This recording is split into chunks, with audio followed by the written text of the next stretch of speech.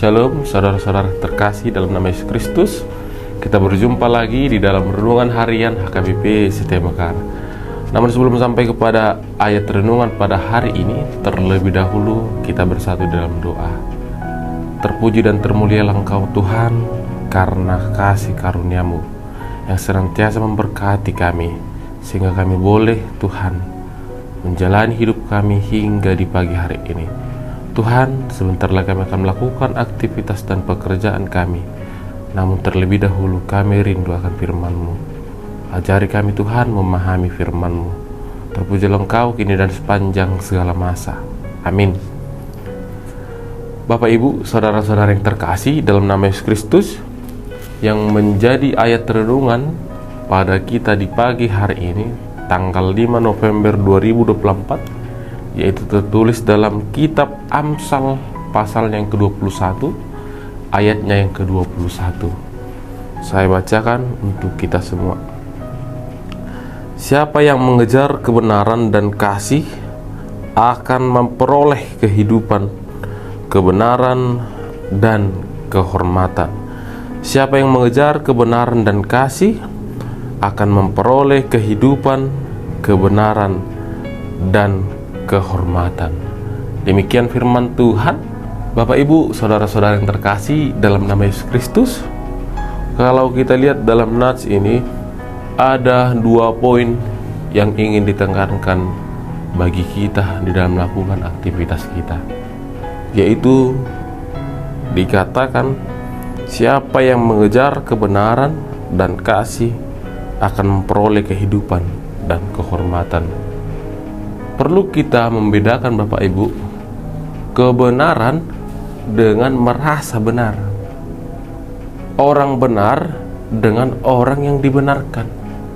Orang yang merasa benar dan orang yang membenar-benarkan itu merupakan sesuatu penggunaan kata yang berbeda. Dan ini juga harus kita pahami di dalam iman Kristiani kita, di dalam iman kita kepada Tuhan. Kita dikatakan di sini untuk mengejar kebenaran. Jadi orang yang melakukan kebenaran itu terjauh dari ego sendiri dan juga mengagung-agungkan dirinya sendiri. Yang merasa benar itu jauh dari merasa benar. Sebab orang yang merasa benar ini juga terkadang memikirkan karena ada prinsip di dalam dirinya bahwa yang dia lakukan itu, bahwa pemikirannya itu benar, sehingga itu menyatakan sebuah kebenaran. Namun di dalam nats ini yang mau dikatakan, kebenaran itu bukanlah yang kita utarakan, bukanlah yang kita banggakan atas pribadi kita, bukan. Jadi kebenaran itu merupakan perbuatan yang jauh dari egoisme seseorang. Sebab orang yang masih berada di dalam egoisme diri, dia akan terlilit dari merasa benar itu.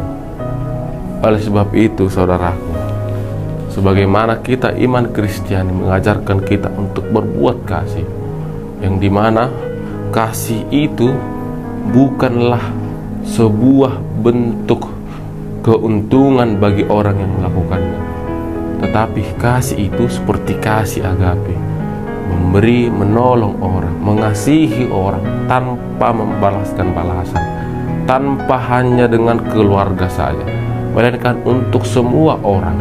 Kita harus melakukan kasih. Dan juga jangan ada di dalam diri kita merasa bahwa kita itu benar di segala bidang. Sebab yang dapat menentukan perbuatan kita itu benar dan salah itu yang berhak merupakan Tuhan kita Yesus Kristus. Oleh sebab itu lakukanlah kebenaran, lakukan perbuatan-perbuatan yang sesuai dengan iman Kristiani, ajaran-ajaran Kristus.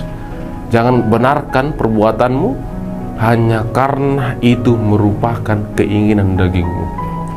Jadi ada sebuah contoh kasus ketika ditanya kepada seorang bapak, "Amang, kenapa Amang melakukan judi?" Namun apa yang dikatakan oleh si bapak-bapak itu atau ama-ama itu, dia justru mengatakan, "Amang, kan judi ini hanya untuk melampiaskan kesuntukan saya saja, Mang. Saya udah suntuk bekerja, jadi saya untuk menghilangkan rasa penat saya, jadi saya melakukan ini untuk teman-teman saya.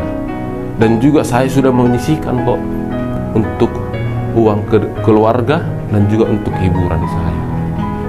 Bapak Ibu, perlu kita ketahui di dalam firman Tuhan kali ini, orang yang seperti itu adalah orang yang merasa dirinya benar, bukan orang yang melakukan kebenaran. Sebab di dalam iman Kristiani tentu judi itu merupakan hal yang bertentangan dengan iman kita, dengan ajaran-ajaran Kristus. Namun itulah contoh bahwa orang kadang merasa yang dilakukan itu benar, namun berlawanan dengan ajaran Kristiani. Oleh sebab itu, mari kita lakukan perbuatan-perbuatan yang memang benar, yang sesuai dengan ajaran Kristus, yang diajarkan kepada kita untuk kita lakukan dan kita imani di dalam hidup kita, sehingga Tuhan akan memberikan pembenaran bagi kita, akan memberikan kehormatan bagi kita, dan juga kehidupan yang kekal bagi kita. Demikian firman Tuhan.